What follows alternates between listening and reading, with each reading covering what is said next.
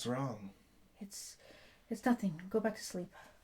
That wasn't nothing. You almost made me shift. Sorry. It's fine now. Go back to bed. Was it a nightmare? Do you want to talk about it?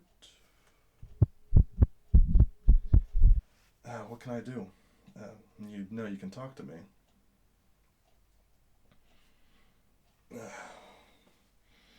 Okay. I had a nightmare, one I'm trying to make sense of, yet I have an idea why I had it. In my nightmare, there was a wedding, a beautiful wedding, and it was taking place outside. And as the dream went on, I found out that it was me who was getting married. I was getting married to you. You looked beautiful, so beautiful. Halfway through the ceremony, I took off your veil, and everything seemed to be going well until. What? And a bunch of frat boys came in, streaking through the aisle. Okay. Well, that must have been a nightmare because, one, if I were to get married. When? When? Yes. So we're getting married. Yes. When did this happen? I don't remember ever talking about this. I don't even know about being informed. Well, we are. And I know I haven't proposed to you or anything, but I promise you that it will happen in the future.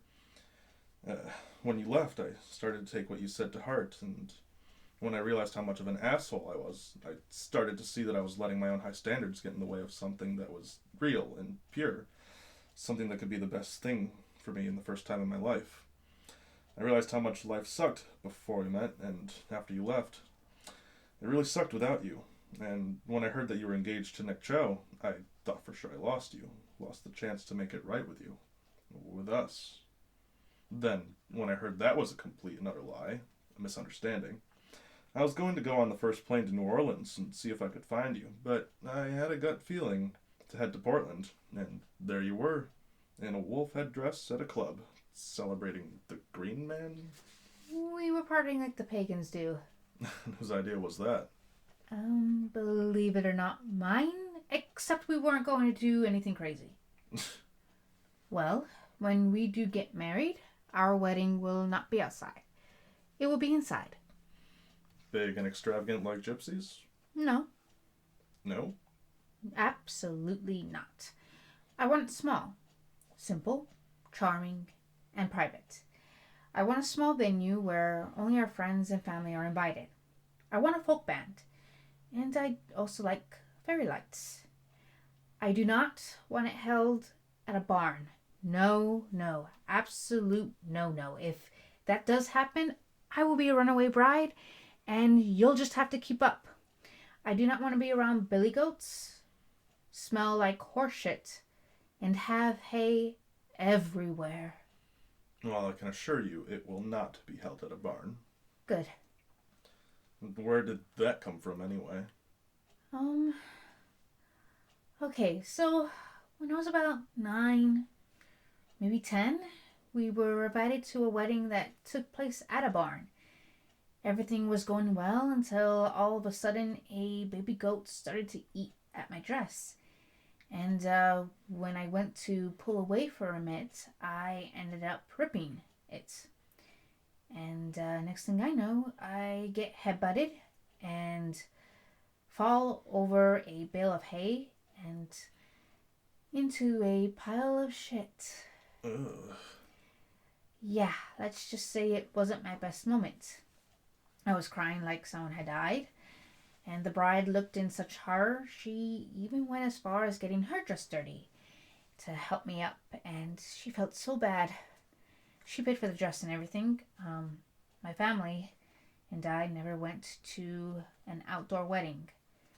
At least one taking place at a barn. They would always ask where it was taking place before RSVPing. Well, I'll make sure that no goats or horses are allowed. I can promise you it'll be a better wedding than Gypsy's. No, my wedding will be my wedding. Her wedding was her wedding. I'm not going to compete anymore. I stopped competing with her after I said what I said back in London. Well, she has changed a lot since then. Because she knows whenever I said I'll do something, or half the time I don't say anything, I just do. You're a woman of action, and she knows that. Sleepy, are we? Okay, Yoda. Not quite. No, I'm not tired. And since we're talking about nightmares, I can top yours. Ah, so it's a competition. No, mine just sounds a lot more sinister than yours. Really? Then spill it. Well, in my nightmare, it's dark, cold, it's cloudy, almost foggy, and I'm walking through the cemetery. It's a big cemetery, a spacious one. One I've never seen nor have been to. It doesn't look like the ones you'd find in Paris. It doesn't even look like the ones I know in New Orleans. It looked almost like the one in Manchester, only this one had cobblestones on. So I'm walking, and I have the sword in my hand. I don't know how or why I have it. It's just in my hand.